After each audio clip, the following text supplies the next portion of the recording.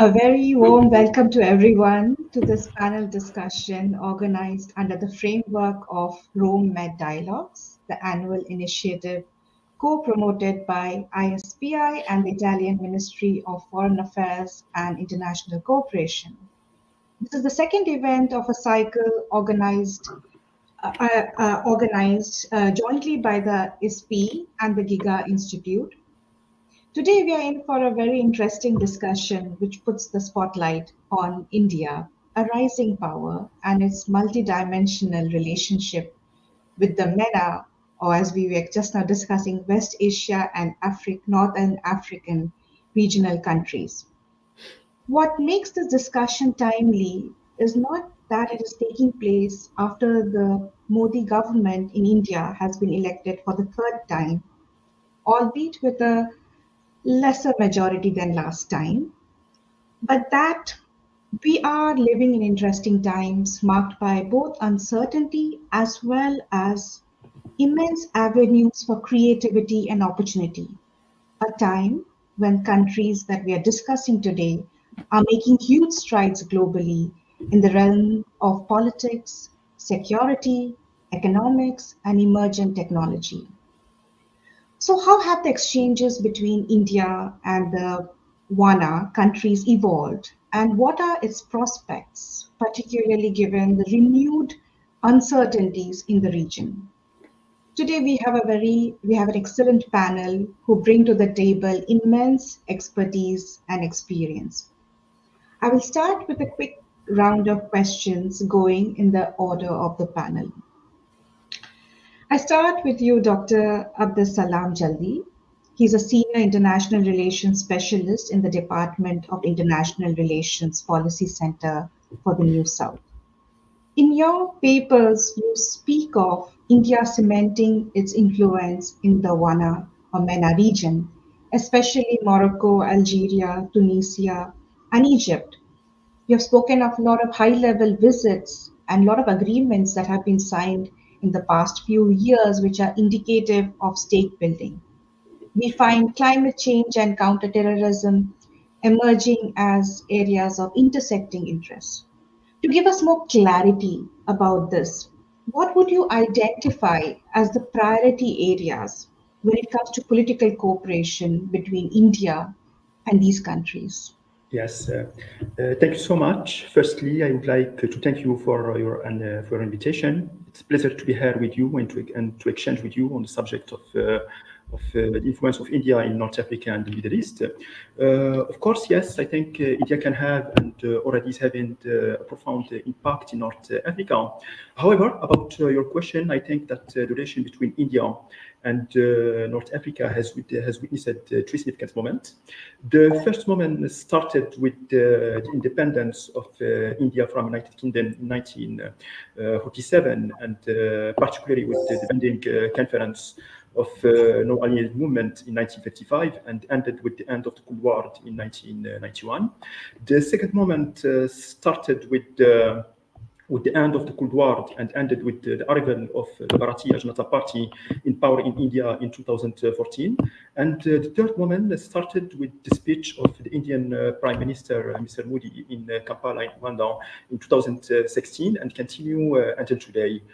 So about the first moment since 1947, particularly since 1955 to 1991, the relation between India and North Africa was essentially ideological, based on India and North Africa's shared colonial experience.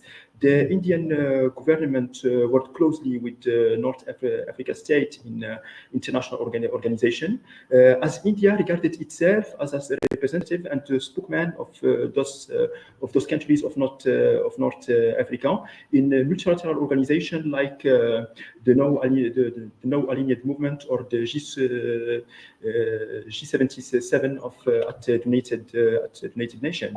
In the same vein, India has supported the North African organization, like the Arab League, like the Arab Maghreb Union, the Pan-Maghrebian organization, constituted in 1989 in order to establish a common market in the Maghreb. But in particular, until the end of the Cold War, India didn't pursue any economic interest in North Africa. Rather, it offered assistance to the countries of North Africa, particularly throughout the diplomatic and throughout the Indian technical and economic cooperation programs. That's about the first moment. The second moment started in 1991 marked a turning point in Indian politics. Why? Because the balance of payment crisis accelerated by the collapse of the Soviet Union, which was then the Indian most important trading partner of India, has led the Indian authorities in New Delhi to rethink the Indian economic model. And after the launch of the India economic liberalization reform policy, of course, in 1991, the relation of India with the outside world became more realist, more pragmatic, hence less ideological. Consequently, on North Africa, the associated liberalization also has various effects on Indian foreign policy, of course, in North Africa. Indeed, as well as India's found ambition to expand economic relation, other factors have emerged, such the integration on global markets, such the foreign direct investment, import diversification, and in particular the question of security, of energy security and food security, two essential facets of India North African policy. In the same vein, the European and American ground engagement in North Africa, like also China, has intensified the competition, the conflicts of influence in North Africa. So this economic and geopolitical dynamics have forced New Delhi to rethink its North African strategy based on its significant regional interest. Finally, the third moment started, as explained, with the speech of Indian Prime Minister Modi in Kampala, which has defined a new policy of India based on South-South cooperation, and emphasis on South-South solidarity, no interference in internal affairs, and neutrality that underpins the win-win trade, investment, or financial partnership. Reason why I think it's important to distinguish between the Indian policy in North Africa and the Indian policy in the Middle East. Indeed, Indian policy in North Africa constitute the continuity and extension of the African policy of India, as defined by the speech of Prime Minister Modi in 2016. She didn't have the same objective and the same challenge than the India policy in the Middle East. Thank you, Dr. Jaldi, because that actually is what we are trying to figure out the lineaments. When people talk about South-South cooperation, it's a very fuzzy concept. And people talk about common values and norms, but what are the specific main ways in which it is being concretized in terms of continuous relations? And in here, when you speak about in the past few years, that there is a policy continuity in India, North Africa relations.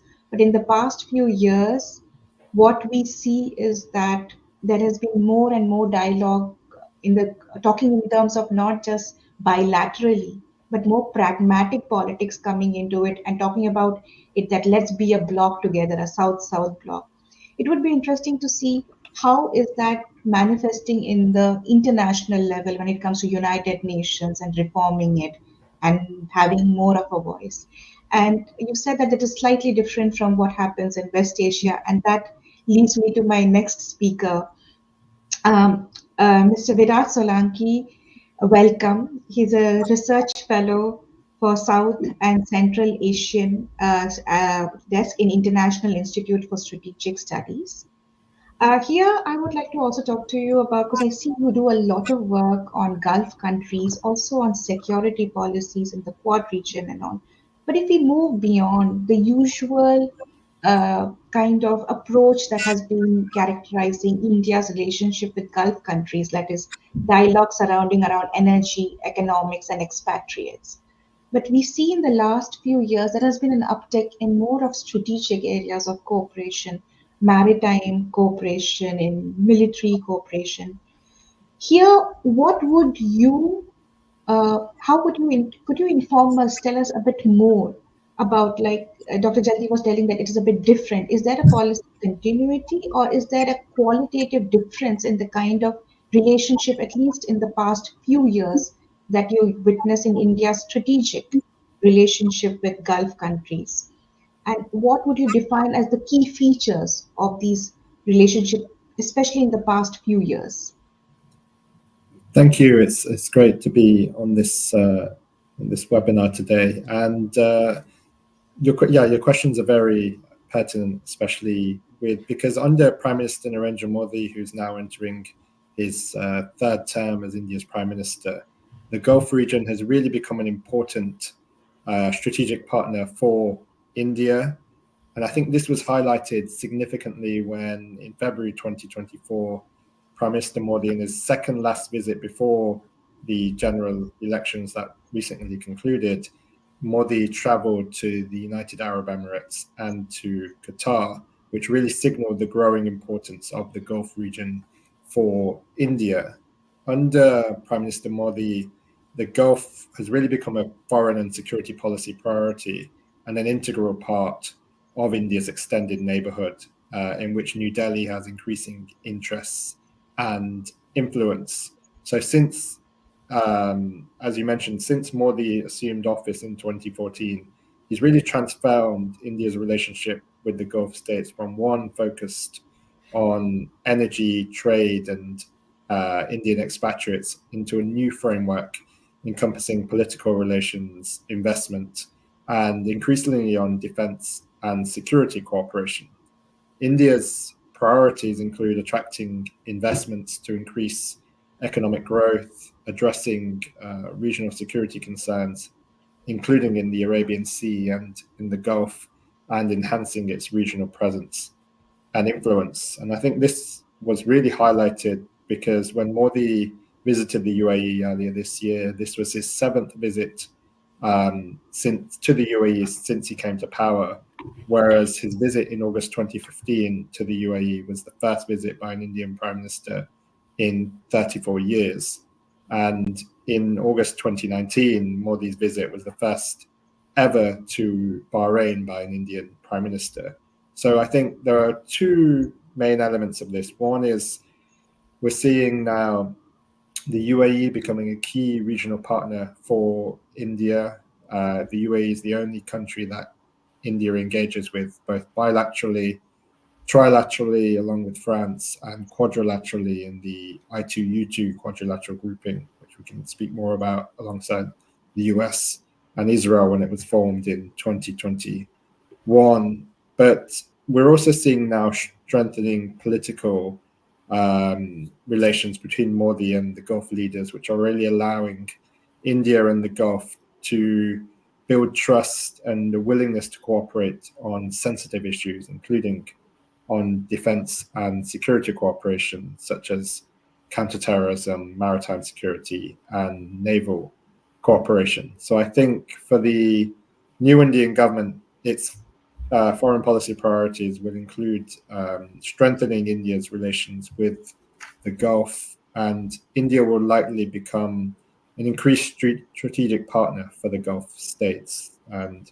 I think we'll go more on to the, challenges and opportunities, but this will focus on growing the political, economic, and security interests of the both sides to allow the relationship to become more ambitious in scope. Thanks. Right, because what you're saying that there is a kind of stake building happening in a big way, because a security relationship cannot exist without an underlying element of trust and convergence of mutual interest. and this is something that is on the ascendant rather than what we don't know whether there can be a reversal to it, which takes me to talking about West Asia in a larger context, and to our next speaker, Nicola Missaglia. He is the head of communications and publishing at ISPI. He's as well as a research fellow at the ISPI's Asia Center, in charge of the India desk, with immense experience in identity politics, nation building, and conducting projects in the region. So I would like to ask you more of a normative question, more about perceptions, because we often know perceptions drive policies, and politicians are also influenced a lot by public perception. Given that this current election in India there has been a lot of publicity, uh, no thanks to the way the ruling party themselves promoted themselves, of Hindutva majoritarian politics and the messaging that happened in a big way, where a lot there was concerns about how the Muslim minorities were being projected in India.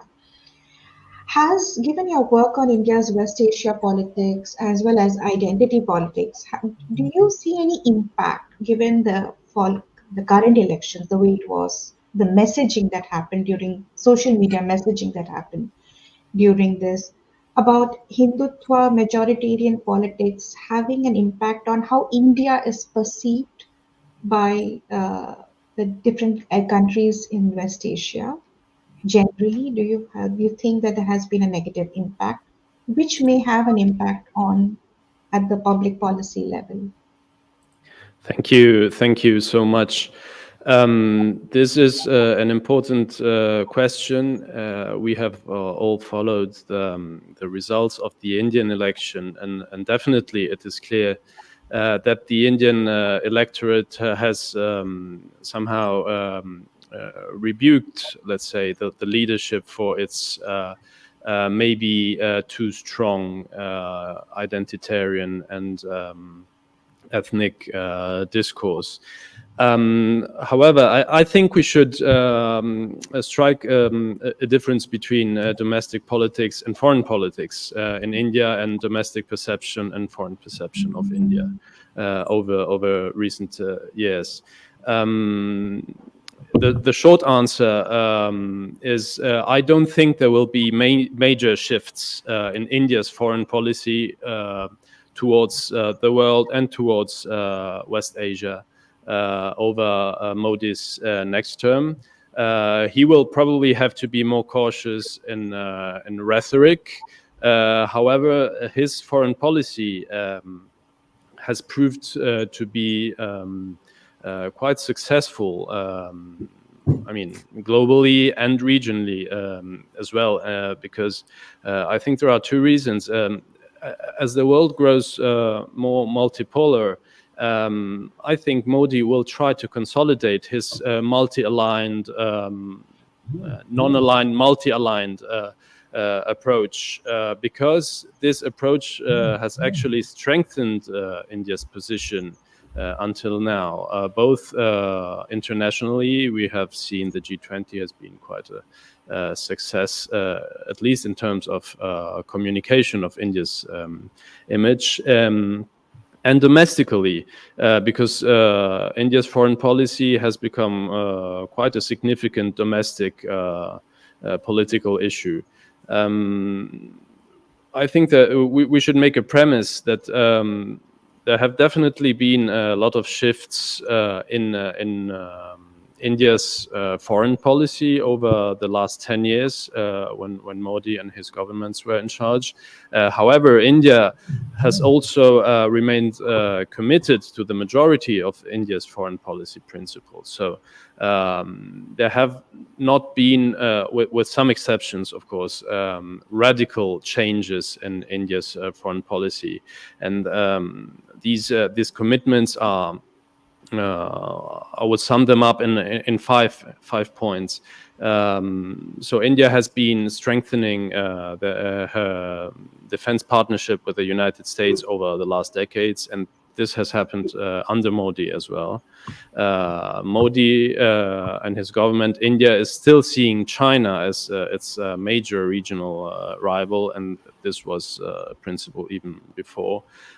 India is seeing Pakistan as well as a major rival. India has continued under Modi and before to maintain economic ties with Russia, as we know. And last but not least, and I think this is important now for the West Asia policy, India under Modi has been upholding its ambition of a strategic independence, which has been evidenced by Delhi's membership in organizations with conflicting objectives, like the China, the BRICS, where several Western Asian countries have acceded right now, or the US-led quadrilateral security dialogue. As far as perception is concerned, as as the previous distinguished speakers have said, Modi has engaged very much with Western Asia over the last years in a very pragmatic way, a very multi-aligned and very pragmatic way. Let's say it like that. He has been doing several high-level visits in the region, especially with the United Arab Emirates, but all other countries as well. He has been quite smart in balancing relations with regional rivals like Israel and the Arab states. We'll come back to Israel after that, I think, or Iran and Saudi Arabia. But he has managed to do that, and this has strengthened India's position in the region. Moreover, India, we know, is a net importer of hydrocarbons, which it needs for its growing population. India's main energy inflows at least before the Russian invasion of Ukraine came from West Asia, meaning from Iraq, from Saudi Arabia, from United Arab Emirates. After 2022, India has increased its import of oil from Russia because of its discounted prices. But I think this, as the Ukraine war drags on and Russia is increasingly isolated internationally, I think India will also go back to Gulf states and West Asia with its energy ties. In any case, Modi's last term has demonstrated that West Asia is a strategic region for India. So this is not going to change. And the Hindutva, I think these election results will somehow be a chance to get even more pragmatic for the government. I mean, I think this will be the case because he will have to strike a lot of compromises with his coalition partners, and probably or hopefully for India's minorities, Hindutva won't be the main priority anymore, but reforms, economic ties, opening up to investments will become the government's priorities. Right. That's an interesting point. You said that pragmatism is characterizing increasingly the relationship and less of a normative value-based approach that we see in the kind of ties that are being forged. And economic considerations plays a large factor in bolstering strategic ties. Like all three speakers, all of you have spoken about India having strategic partnerships with these countries, ties. And these are also sustainable partnerships if the economic foundation is strong. So that brings me to given that at this moment, given the Gaza conflict as well as the Red Sea crisis, and a lot of India's exports, especially to the European Union, goes through the Red Sea, almost 80%.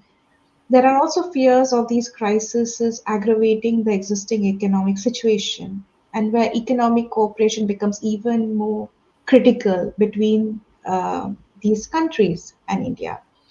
So I'll ask you, Abdessalam, when it comes to Morocco and the rest of the countries, you show in your work, you have shown a year-on-year increase in India's economic ties uh, in trade with the countries. But when we are talking about now, this is a new generation. Everyone is talking about ChatGPT and generative AI, and many of the countries in this region, I will come to the other speakers too, are heavily investing in emergent technology and emergent trade verticals and areas. So here, could you very briefly tell the audience what has been the key area of economic cooperation, which is in the emergent technology area? Because even in Northern Africa, there is also digitization happening in a big way. Not specifically the new technologies in allusion of the industrial ecosystem of Bangalore. In my personal opinion, of course, in sort of my capacity, I think that the Indian soft power in Morocco and North Africa is based on three significant pillars. Firstly, the health diplomacy. Secondly, the agriculture diplomacy, and thirdly, the diplomacy of line of credit. So about the first instrument, the health diplomacy, and as you know, India has a robust pharmaceutical industry supported by a solid network of pharmaceutical companies and manufacturing units. We speak about almost 300 pharmaceutical companies and 10,000 manufacturing units. And this pharmaceutical ecosystem, excuse me, every time I confuse between my French and English accent. So I said this pharmaceutical ecosystem has, of course, made India the largest supplier of generic drugs and vaccine around the world, and we have already explored the experience of the health diplomacy during the health crisis of COVID-19, where, for example, Morocco and Brazil were the first countries having received the drugs and vaccine from India. About the agriculture diplomacy. So the agricultural diplomacy is essentially based on the experience of the Indian Green Revolution. Indeed, in the mid-1916 and 1917, India has underdeveloped agriculture sector and faced a serious food shortage. However, the severity of the crisis gave birth to a new approach to agriculture, named the Indian Green Revolution, experience that underscores the importance of government support for agriculture, as well as investment in new technologies, as irrigation, as mechanization, or inputs to improve yields. And furthermore, in the actual context of the war of Ukraine, India has today the potential to serve as an dependable and alternative source for steady food supplies. This can be attributed to India's status as the world's largest producer of milk, as well as the second largest producer of wheat and rice. Finally, the third instrument is the line of credit provided by the Exim Bank of India, the Import and Export Bank of India, in order to finance some project of development in North Africa. So to be honest with you about North Africa, I don't have exactly the data, but I know that within the framework of Africa, today almost 42 countries have received approximately $12 billion, accounting for 30% of all credit provided by India. over the last decade. So that's about the main India soft power instrument in North Africa. In return, India would like to be briefly, of course, India would like, on the one hand, to secure its energy and food needs from North Africa, as India has limited domestic energy resources, and energy imports constitute a significant portion of its imports. Consequently, ensuring and establishing long-term energy supply has become a matter of utmost importance for the India government. For example, the Gas Authority of India, a natural gas company operating under the authority of the Ministry of Oil and Gas in India, has already partnered with several Egyptian and Algerian companies in gas projects. The example of Algeria is so interesting because why? Because India is not only among Algeria top 10 trading partners, but also a significant buyer of Algeria crude oil, which account for almost 1 billion of India imports from Algeria. So also for agriculture, Morocco and Egypt respectively held third and sixth position among the major suppliers of fertilizer to India. And so to finish, the second element is India would like to boost its Indian companies in North Africa. For example, in Morocco, and since the conclusion of the strategic partnership between Morocco and India during the visit of King Mohammed VI in India in 2015, today there is more than 2,000, the number of Indian companies operating in Morocco. It's almost more than 2,000 companies. And finally, India would like to have the support of the countries of North Africa in order to become a permanent member of Security Council of United Nations. Thank you. Because this is we wanted to highlight the key areas, and what you highlighted were because India is called the pharmacy of the world, and you spoke about the pharmaceutical industry, the agricultural line, and also the line of credit. I'll circle back to you later from an audience question that's come up on that vis-a-vis China. But now to Viraj, because we do know that the GCC is India's largest trading partner, and like Abdessalam has spoken about, identified pharmaceutical industry, even the pushing of private industries into Northern African region, as because you're creating stakes through your business companies going there, and probably then the ease of business index also you might check it out how it is there. But I'm particularly interested because I was going through a document on how UAE is amongst the leaders in these countries, like apart from Singapore, India, coming out with their own policies about artificial intelligence and is massively investing in it. How do you see the kind of cooperation of, because India is also among the GCC countries' principal trading partners. So how do you see the cooperation? What is the next future trajectory of this cooperation? Do you see emergent tech, or is it the traditional energy cooperation still continuing, or is it diversifying into new economic areas?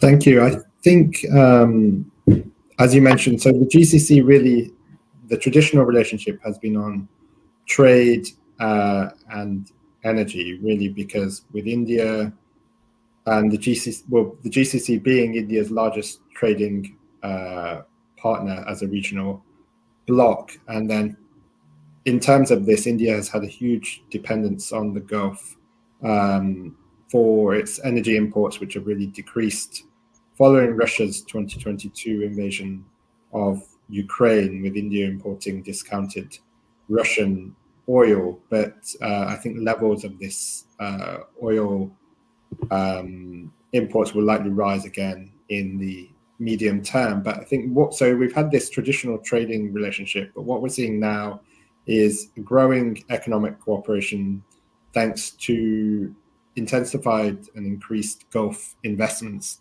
in India. And this includes Gulf states, sovereign wealth funds and state-owned enterprises injecting capital investments into India. So for example, India is becoming a key target market for Saudi Arabia and the UAE, with Saudi Arabia announcing an investment target of $100 billion in India, and the UAE $75 billion in India.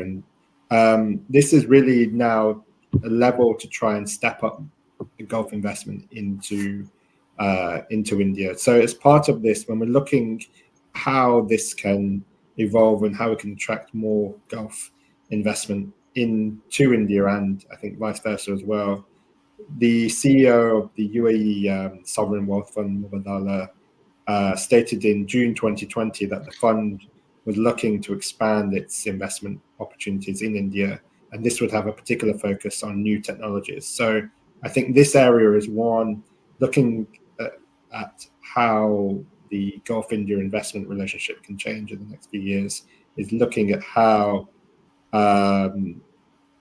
the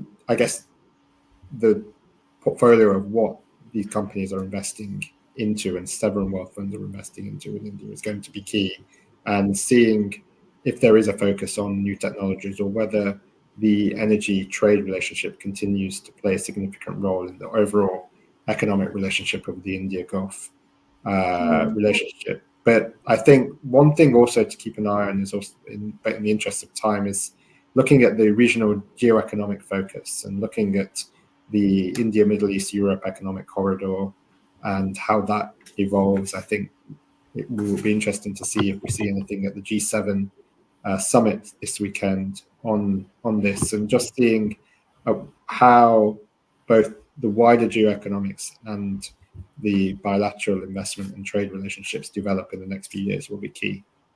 Right, and that is a perfect segue to the question I'm going to ask Nicola, is that we do know how the Gaza crisis as well as the Red Sea crisis has impacted trade and inflation, because India, there has been a downturn when it comes to fertilizer exports to India, and India depends a lot, as I mentioned previously, to the Red Sea corridor for its exports, for its trade with the European Union. So here I would like to, while Abdessalam and Biraj, they have focused on the multi-sectoral, like how trade has diversified, the kind of multi-sectoral kind of relationship that is characterizing relations between them. What would you see as the key challenges if these crises escalates? Because then probably, do you think that, what would you foresee as the key challenges to the kind of economic relations between these countries? Do you see an escalation in the crisis? Like, how is the pattern changing here, which might lead to an economic downturn regionally? That is what we are seeing economic pundits talking about. Well, of course, the Red Sea crisis and the Israel-Hamas war in Gaza are somehow connected, since the Houthis, according to them, have been reacting to Israel's harsh reaction to the Hamas attack. However, the two crises, albeit connected, I think they have evolved quite differently. As far as the Red Sea crisis is concerned, we have in Europe, all over the world actually, and in the region, we have witnessed its economic consequences, with shipping times becoming longer, price inflation over exports and imports growing, and energy inflation also growing. As you know, several countries, most of them Western countries, have started naval missions in the Red Sea. And somehow it seems that this crisis is now being normalized. I mean, you cannot say what will happen then in the future, but inflation over that crisis has decreased. What is maybe more concerning is of course the Gaza crisis, because until now, although negotiations are underway, it is not showing to de-escalate. there are rumors now that that Lebanon will somehow be involved in a new Israel offensive, and this might lead to a new regional escalation. We'll also have to see what happens after the Iran elections, after President Raisi's death. Iran elections will be held at the end of this month, and this will also have some impact on the crisis. Of course, if the crisis escalates, it will have an economic impact on India, on the region as a whole, and probably on the world as a whole. However, I think we can say that India and Arab countries in general, GCC countries in particular, they have been coordinating quite well over the last months. Although Modi's stance on the Gaza crisis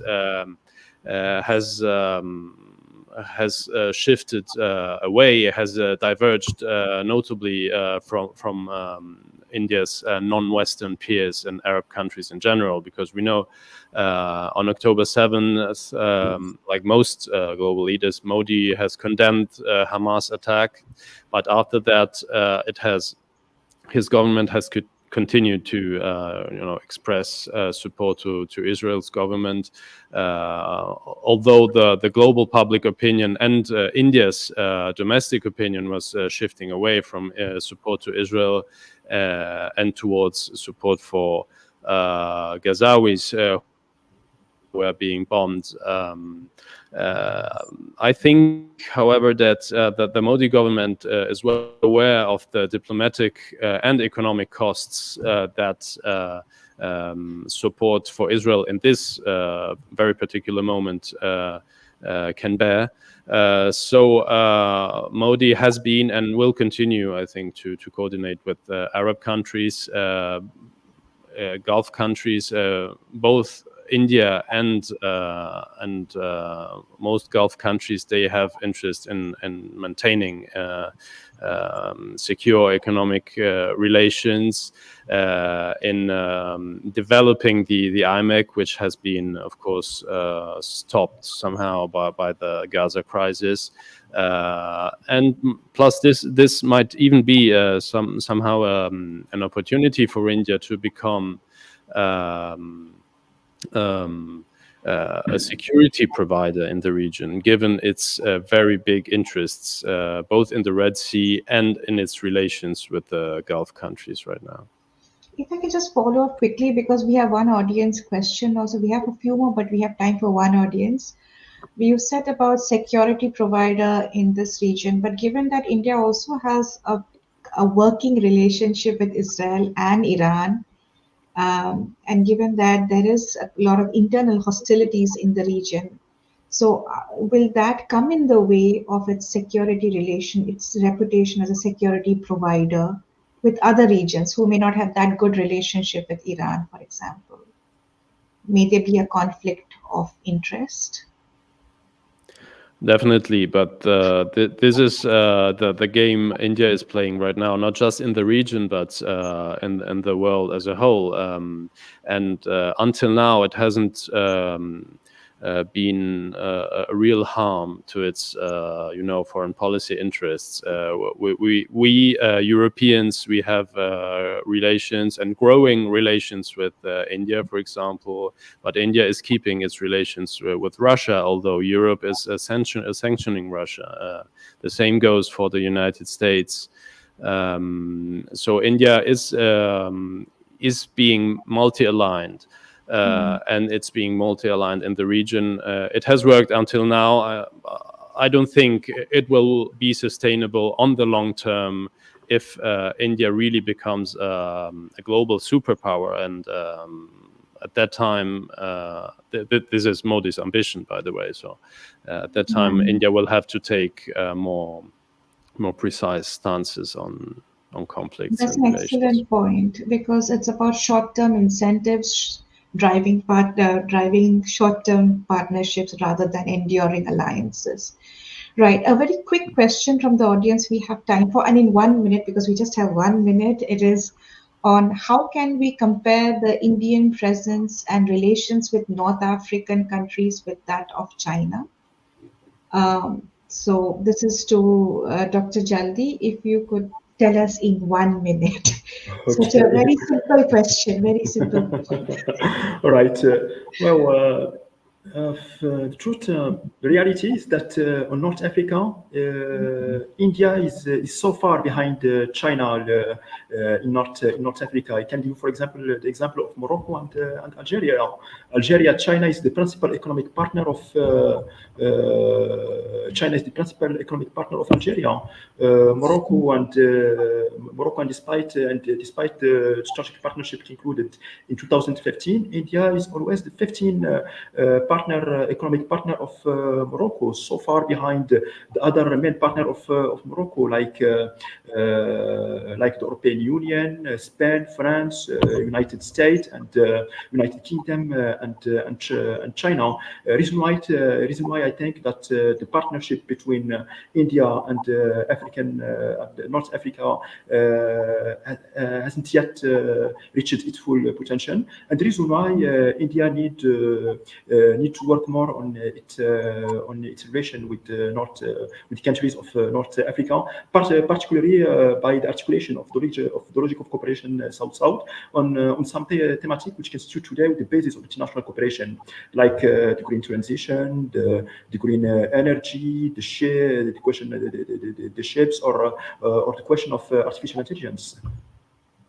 Right. Thank you so much. Because just to conclude, we're short of time, but this is an extremely informative discussion. I would have liked to pick your brains a bit further to delve deeper into the strategic ties, but what we see from what Viraj, Nicola, and Abdessalam, what all you have said is that in the WANA region, there is a historical base to the relationship between India and the countries, as well as there are contingent and contextual factors which are driving relationship. What's interesting, that what our audience can take away from this discussion is that it is not just premised on a few sectors or a few political considerations, and it is not hostage to certain values. Like, people can have different values but also come together. There might not be so different regime types might come together if there is some convergence of benchmark of interest. And what we see in the WANA region, which is very indicative of probably how alliance building will happen in future, is that economics can bolster politics to a large extent, and emergent areas are also growing in these countries, are doing very well when it comes to India, and the countries are cooperating amongst each other when it comes to health technology, agriculture, industry, line of credit even. They don't need to go to a European Union or to any, but there is a South-South. So we are seeing a concretization and form of how South-South cooperation is manifesting. And there's a lot of catch up for India to do in North Africa when it comes to China. So with this, I think we will be concluding. And thank you so much to each of you for coming and giving your time and sharing your insights. And we hope we can carry forward this discussion in the future. And let's see how the G7 meeting also comes up. Thank you so much. And thank you to all audiences for signing up and from different parts of the world. Take care. Bye-bye. Thank you.